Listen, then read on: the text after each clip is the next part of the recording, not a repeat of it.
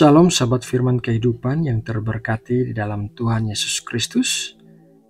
Setelah bangsa Israel mengalami berputar-putar di padang gurun selama 40 tahun, tiba saatnya mereka memasuki tanah perjanjian seperti yang dijanjikan oleh Tuhan.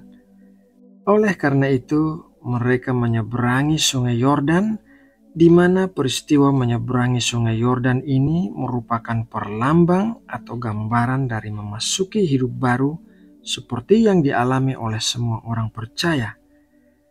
Dan seperti biasanya, sebelum kita mulai mendengarkan renungan firman Tuhan, mari kita mempersiapkan hati kita sama-sama berdoa.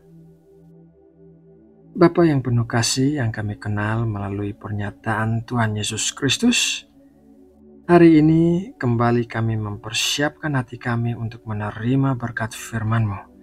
Kami percaya bahwa Engkau memberkati setiap hati yang sungguh-sungguh mencari Engkau, dan kami percaya Engkau akan menyingkapkan apa yang terselubung dari firman-Mu sehingga kami bisa mengerti dan melakukannya. Terima kasih ya Bapa untuk berkat saat teduh yang sebentar lagi kami terima dari-Mu. Di dalam nama Tuhan Yesus Kristus, kami berdoa. Amin. Sahabat firman kehidupan yang terkasih, mari kita membaca Yosua 3 ayat 1. Yosua bangun pagi-pagi, lalu ia dan semua orang Israel berangkat dari Sitim, dan sampailah mereka ke sungai Yordan, maka bermalamlah mereka di sana sebelum menyeberang. Menyeberangi sungai Yordan adalah sebuah titik balik utama dalam perjalanan bangsa Israel dari tanah Mesir menuju tanah Kanaan. Pemimpin yang sebelumnya, yaitu Musa dan generasi bangsa Israel yang keluar dari tanah Mesir, semuanya telah meninggal di padang gurun kecuali Yosua dan Kaleb. Ujian-ujian padang gurun sudah berlalu, dan mereka akan segera mengambil suatu loncatan besar untuk masuk ke dalam janji-janji Allah. Mari kita baca ayat selanjutnya, Yosua 3 ayat 14-17. Ketika bangsa itu berangkat dari tempat perkemahan mereka untuk menyeberangi sungai Yordan, para imam pengangkat tabut perjanjian itu berjalan di depan bangsa itu. Segera sesudah para pengangkat tabut itu sampai ke sungai Yordan, dan para imam pengangkat tabut itu mencelupkan kakinya ke dalam air di tepi sungai itu, sungai Yordan itu sebak sampai meluap sepanjang tepinya selama musim menuai. Maka berhentilah air itu mengalir. Air yang turun dari hulu melonjak menjadi bendungan jauh sekali di dekat Adam, kota yang terletak di sebelah Sartan, sedang air yang turun ke laut Araba itu, yakni laut asin, terputus sama sekali. Lalu menyeberanglah bangsa itu di tantangan Yeriko. Tetapi para imam pengangkat tabut perjanjian Tuhan itu tetap berdiri di tanah yang kering di tengah-tengah sungai Yordan, sedang seluruh bangsa Israel menyeberang di tanah yang kering sampai seluruh bangsa itu selesai menyeberangi sungai Yordan. Para imam mengangkat tabut perjanjian dan berjalan di depan barisan bangsa Israel. Saat kaki para imam masuk ke air sungai Yordan, air dari hulu sungai Yordan berhenti mengalir dan membentuk bendungan di dekat kota Adam, sementara air yang mengalir turun ke laut asin terputus sama sekali. Sangat menarik bahwa Alkitab mencatat nama kota di mana air berhenti mengalir dan membentuk bendungan, yaitu kota Adam.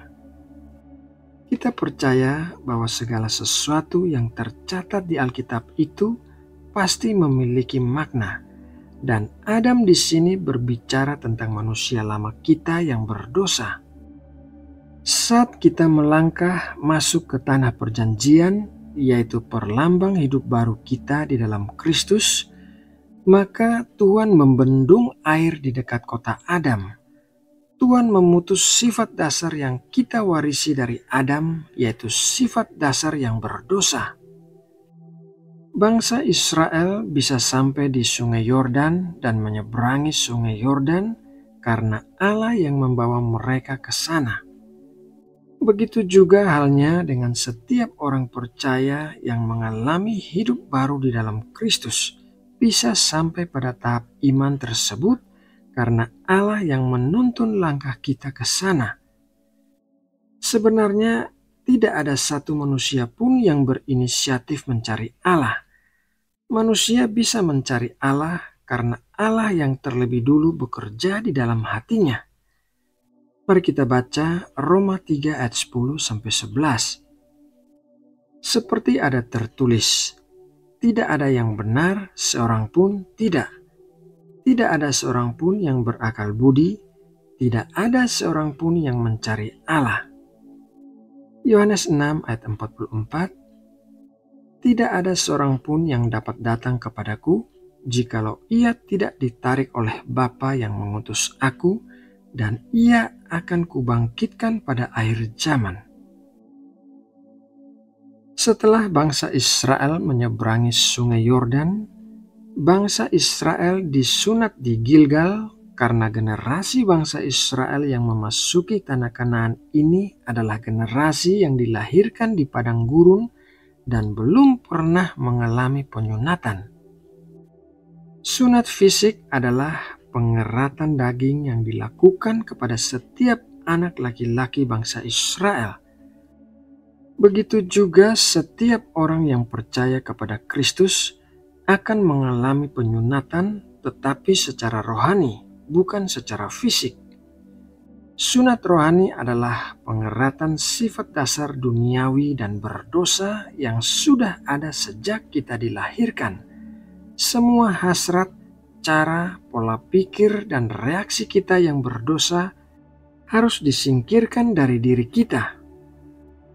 Meskipun begitu, kita tidak bisa menyunat hati kita sendiri, melainkan kita harus mengizinkan Allah yang melakukan hal itu. Dan sunat hati akan berlangsung terus-menerus di sepanjang hidup kita sampai kita mencapai kekudusan seperti yang diinginkan Allah. Sahabat firman kehidupan yang dikasihi Allah,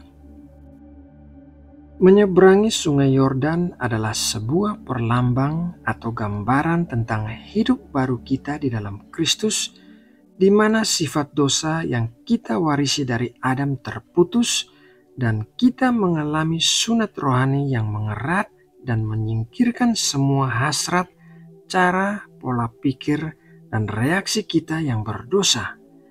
Demikianlah kita akan menjalani kehidupan baru kita di dalam Kristus dan bersama dengan Kristus. Nah, sahabatku, demikianlah renungan firman Tuhan hari ini. Semoga apa yang kita pelajari hari ini akan menjadi berkat yang menguatkan kita. Mari kita berdoa untuk menutup renungan ini. Terima kasih ya Tuhan bahwa kebaikan-Mu telah memberikan kami kesempatan untuk bisa bersaat teduh dan menerima berkat firman-Mu yang menguatkan kami. Saat ini kami sudah selesai bersaat teduh, tetapi kami percaya Roh Kudus tidak pernah berhenti bekerja di dalam kami. Roh Kudus akan menuntun dan mengarahkan langkah kami untuk senantiasa berada di dalam kehendak dan perkenanan-Mu. Terima kasih ya Bapa, karena Engkaulah yang telah mencari kami terlebih dulu dan membawa kami kepada pengenalan akan Kristus. Engkau baik ya Tuhan, dan sampai selamanya Engkau selalu baik. Kami menyerahkan seluruh hidup kami ke dalam tangan-Mu sebab kami mempercayai-Mu. Terima kasih untuk waktu saat teduh hari ini dan firman-Mu yang telah kami terima.